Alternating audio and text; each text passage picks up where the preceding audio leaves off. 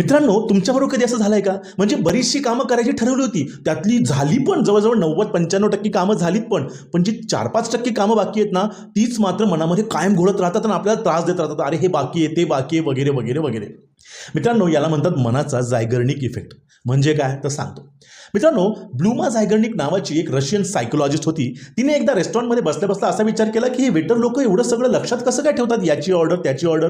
मग तिचं असं लक्षात आलं, तिने ऑब्झर्व्ह केलं, की ज्या ऑर्डर्सचं पेमेंट होऊन गेलेलं आहे, त्या ऑर्डर्सचे छोटे-छोटे डिटेल्स या वेटर्सला काही आठवत नाही. पण ज्या ऑर्डरचं पेमेंट होणं बाकी आहे किंवा ज्या टेबलवरती आणखीन त्यांचे आयटम्स काही बाकी असतील, जाणं ते बाकी असतील, तर ते मात्र वेटरच्या डोक्यात पूर्णतः व्यवस्थित राहतं. म्हणजे काय? तर पूर्ण झालेल्या कामांपेक्षा अपूर्ण राहिलेली कामं किंवा अपूर्ण राहिलेले टास्क आपल्या मनामध्ये जास्त काळ तरंगत राहतात, आठवण करून देत राहतात. यालाच तिने झायगर्निक इफेक्ट म्हटलेलं आहे. म्हणूनच आपलं मन बऱ्याचदा असं बेचैन होतं अपूर्ण कामांमुळे.